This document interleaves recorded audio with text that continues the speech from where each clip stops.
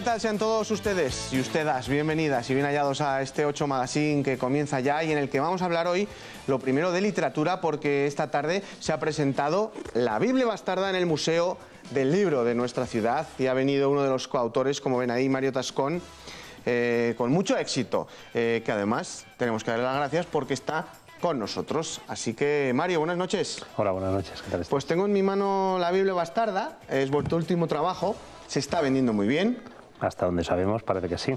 Sí, eso porque la editorial Planeta parece que ha apostado mucho por vosotros, ¿no? Sí. Dos hermanos. Somos dos hermanos, que es nuestra primera incursión en el mundo de la literatura y también es de agradecer pues, que una editorial como Planeta, ¿no? Que siempre es una cierta garantía, ¿no? A nosotros nos da mucha tranquilidad que haya sido Planeta quien haya apostado por nosotros, pues haya hecho pues, este empuje, ¿no? Al libro que evidentemente le da, ¿no? el poder trabajar con una editorial de este tipo, ¿no? Me gustaría, claro, antes de nada saber, porque vamos a tocar temas bíblicos, si los dos autores son creyentes y católicos o no tiene nada que ver. Bueno, hombre, somos españoles y por tanto pues en Familia católica. Familia católica, evidentemente, pero ninguno de los dos somos ni creyentes ni católicos. Pero bueno, digamos que conocemos perfectamente el entorno y somos muy respetuosos con él porque nuestra familia lo es. Entonces, la fe no tiene nada que ver, ni en este caso mueve montaña, ¿no? En este caso no ha movido el libro, ¿no?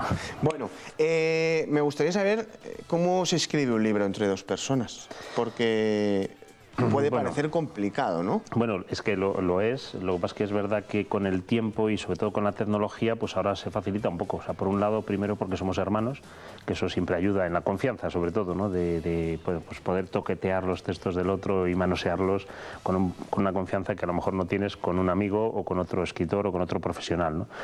Por otra parte, como te digo, la tecnología es muy importante porque esto, afortunadamente, con Internet, pues no teníamos que andar escribiendo una parte del manuscrito, mandándosela a otro, luego este lo retocaba y lo volvía a mandar.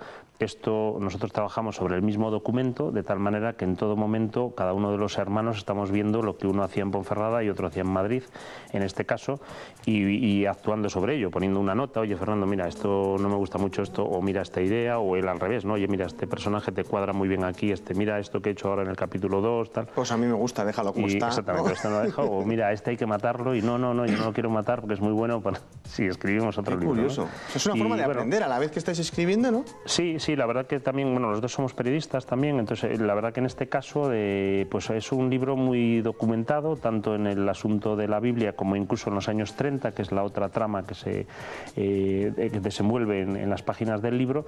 Pues es un libro bastante documentado, somos periodistas los dos, nos gusta investigar, por tanto, nos gusta buscar cosas que no se han contado o las que se han contado pero que se pueden contar de otra manera, y con todo esto pues hemos ido construyendo el libro y la verdad que ha sido entretenido. Tiene un poco, te diré que tiene un poco de juego infantil, ¿no? Para dos hermanos, ¿no? También, o sea, es un poco un entretenimiento, nos permite hablar más a menudo que lo que hablaríamos de manera normal, ¿no? Que nos llevamos bien, ¿no? Pero esto pues es un juego, ¿no? Tiene un punto de juego y bueno, pues a ver si el resultado del juego pues lo hemos compartido, ¿no? Ahora hablaremos de ello, pero también me gustaría saber si han leído la Biblia varias veces.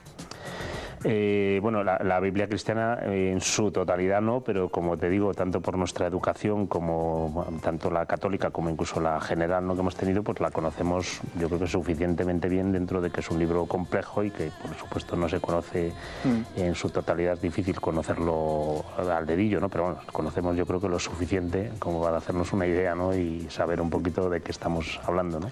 Todo comienza con una noticia en el diario La Voz en 1933, pues donde alguien encuentra un códice, el códice sinaítico, y ahí comienza todo, ¿no? En la época no se escribía como ahora los periodistas, sino hacían más poesía al escribir las noticias, ¿no? Y todo comienza ahí. Sí, el arranque de la novela, en realidad todo comienza en el siglo IV, porque es cuando se escribe la Biblia sinaítica, ¿no? Pero efectivamente la novela arranca en una noticia muy importante en los años 30 en España, bueno, una noticia mundial, en realidad en España es uno de los sitios donde se da esta noticia, pero esta noticia yo la he visto en el New York Times, en otros periódicos internacionales de la época, porque se produce el gobierno soviético le vende al gobierno inglés lo que es el libro más caro de la historia en aquel momento, que es la Biblia Sinaítica. La Biblia Sinaítica, la principal característica que tiene frente a otros ejemplares de la Biblia es que es la más antigua que tiene el Nuevo Testamento completo.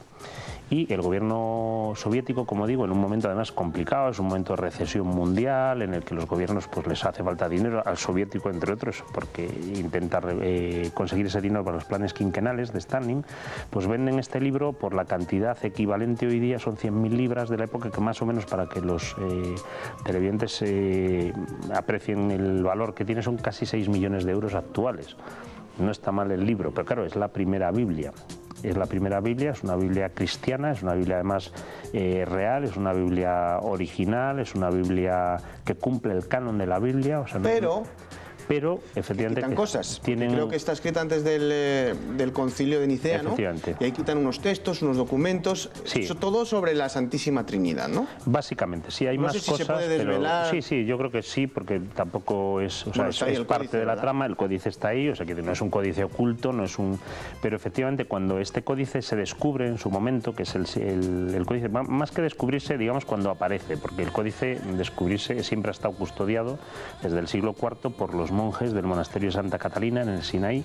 Entonces, cuando este códice se redescubre, o hay un investigador alemán que lo encuentra, digamos, y lo empieza a investigar en el siglo XIX, se encuentra efectivamente con que hay asuntos un poco extraños en esa Biblia, que, como digo, es una Biblia que cumple el canon de la Biblia anterior al Congreso de Nicea, y se empiezan a encontrar pues sobre todo con desapariciones, efectivamente. O sea, no es tanto una modificación, sino que hay trozos enteros de la Biblia que actualmente tenemos que no están en esta Biblia, y esta es una Biblia cristiana, o sea, no son trozos de una Biblia, no son apócrifos, o sea, digo también para que los lectores no lo confundan, o sea, esta es una Biblia que es muy importante en la historia de la cristiandad, se estudia en la historia de la cristiandad. La Biblia actual se ha tenido que modificar a raíz de descubrirse esta en algunas cosas, o sea, por ejemplo, el final del Evangelio de San Mateo se ha tenido que modificar, hoy día aparece como un anexo, algo que antes no aparecía la palabra anexo, o sea, digamos, a raíz de que aparece esta Biblia le han puesto la palabra anexo, porque se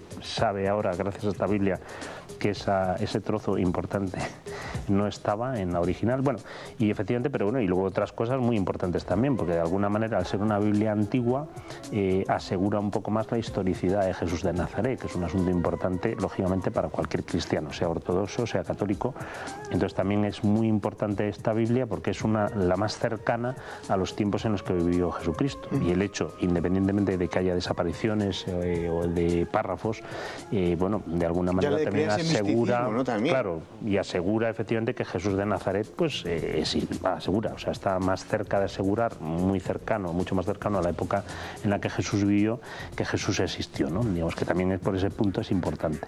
Entonces, bueno, pues con todos estos elementos nos parecía, es verdad que es un libro poco conocido en España, sorprendentemente, a pesar de que es conocido, o sea, no es un libro desconocido, como te digo, está en el museo, bueno, en la Biblioteca Nacional Británica actualmente, pero no es un libro del que se haya hablado mucho en España. En el mundo hispano nos costó encontrar buen material de referencia. De hecho, la mayor parte del que tenemos bueno, que tuvimos bueno para escribir la novela, estaba en inglés, que fue con el que trabajamos más, y lógicamente por el tema de no conocer el idioma, lo hay también en alemán y en ruso, ¿no? Porque al haber estado en Rusia es un libro también estudiado allí. Pero bueno, obviamente a nosotros esto se nos escapaba un poquito, nos hemos basado más en el inglés, que era el que podíamos acceder. ¿Qué hay de cierto en la novela sobre este códice?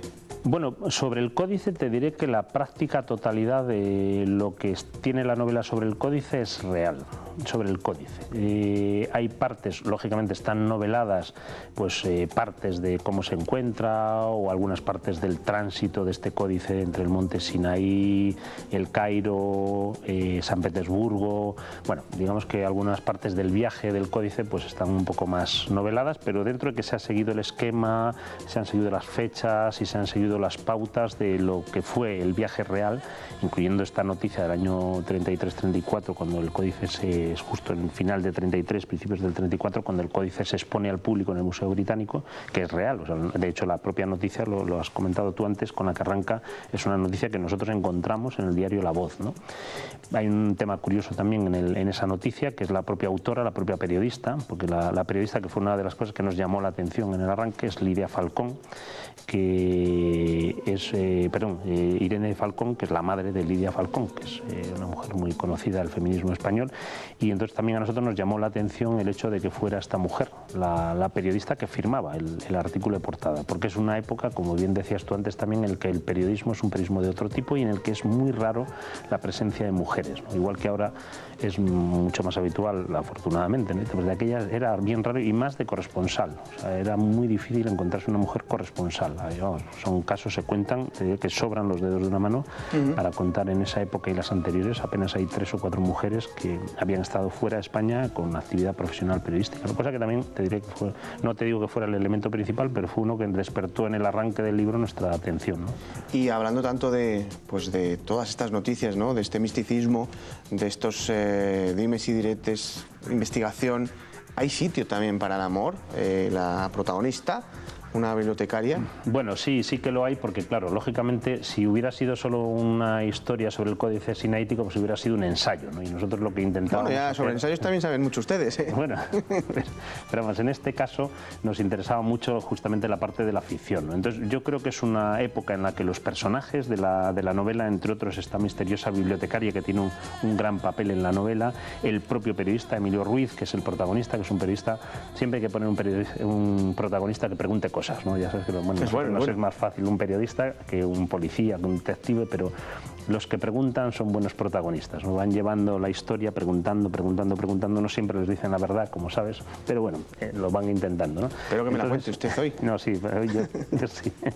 Entonces, efectivamente, pues hay tiempo para el amor, tiempo para la vida.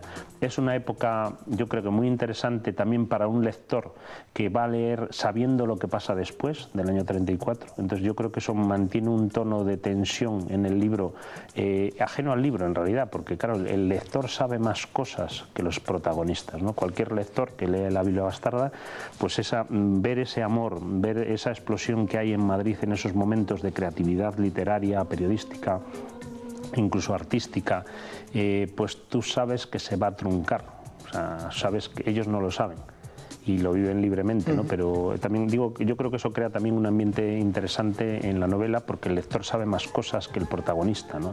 De alguna manera no sabe la trama, pero sí sabe qué pasa en el tiempo, ¿no? Yo creo que eso añade un elemento interesante, ¿no?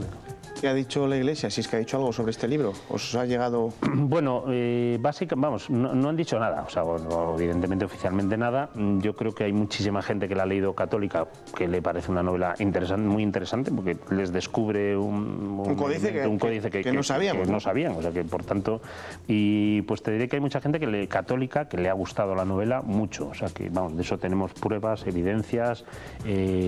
Entiendo que como en todo, pues a lo mejor a algún fundamentalista de algún tipo pues le pueda no gustar, pero te diré que en su conjunto para nada, al revés, o sea, incluso gente, pues no sé, quizá de alguna de las ramas de la Iglesia un poco más conservadora, ¿no? Como es el Opus Dei y tal, pues hay muchas personas que nos han felicitado por la novela, que se la han leído, que les ha parecido estupenda, que se han entretenido con ella y que además, como te digo, pues incluso les ha despertado mucho interés. Hay otras ramas del catolicismo, o sea, por ejemplo, también las que son, o sea, dentro del catolicismo, aunque eso es un poquito más complejo, ¿no? Y no es ortodoxo del todo, pero hay una serie de personas en las que piensan que el tema de la Santísima Trinidad no es tan importante, que el propio tema de Jesús es distinto, es una parte muy extendida del catolicismo en España, ¿no? Representada incluso por muchos católicos, que a esa te diré que creo que a esa le ha gustado especialmente, claro, pues han visto de alguna manera reflejado que a lo mejor lo que ellos piensan pues tiene también su base histórica, ¿no? Pero bueno, creo que es una novela para un católico estupenda y entretenida. Pues para ir terminando, ¿están de moda los códices? Igual hay que empezar a investigar el Códice Vaticanus. Bueno, habría que irlo comparando, ¿no?, con este, porque es su primo hermano de este. Y ese se guardaba en 7 llaves, más que en el monasterio de Sinaí. Sí, de hecho este fue el que obligó a que ese se abriera, ¿no? Porque ese se guardaba efectivamente justamente por los mismos problemas que luego este desató, ¿no? Porque parece que son primos hermanos y efectivamente las áreas que no están, los dos no están, ¿no? Lo que pasa es que eso tuvo que abrirlo ahí. Y bueno, los códices siempre han estado de moda. Igual los libros están de moda, pero los códices son objetos muy atractivos, muy interesantes, son libros que en la historia más libros como este, ¿no? Usted lo ha visto hoy en el Museo del Libro, tiene unas joyas literarias impresionantes. Yo creo que Burgos es un buen sitio, ¿no?, para presentar un códice, ¿no? Incluso el Calistinus, que está muy de moda por el robo, y por el libro. Bueno, pues ese estaba en el Museo del Libro antes de que escribieran el libro. No, es un buen... Bueno, además el Calistino no me extraña porque yo creo que a partir de Burgos, ese monje cuando iba escribiendo ese libro de viajes fue cuando ella se congratuló con España, ¿no? Porque su paso por Navarra fue tremendo, por lo que lo describe ahí. En cambio los burgaleses parece que le caísteis mejor, ¿eh? Y a partir de aquí hasta el normal, no, tampoco vamos a decir aquí que algún pamplonica nos estaba oyendo, algún navarro, pero vamos, el paso duro fue el de Navarra, ¿no? Se ve que cuando llegó aquí a Burgos ya encontró el paraíso y todo ya hasta Galicia fue fenomenal. Pues Mario Tascón, coautor de La Biblia Bastarda de la editorial Planeta, muchísimas gracias por venir a nuestro programa, por venir al Museo del Libro a Burgos y que siga siendo un éxito este libro. Muchas gracias, que os guste. Gracias. Nos vamos ahora a nuestra gala porque les animamos a que voten por nuestros premios. Vamos a conocer más valores de nuestra gala La 8. La 8 Burgos entrega sus premios 2013. Los candidatos en la categoría de valores deportivos son Andreu Casadeval, Ricardo García y Milla Urbana Caja de Burgos. Entra en la página premioslA8burgos.rtvcyl.es y vota a tu favorito. Premios a los burgaleses del año 2013 de La 8 Burgos. Tu opinión cuenta.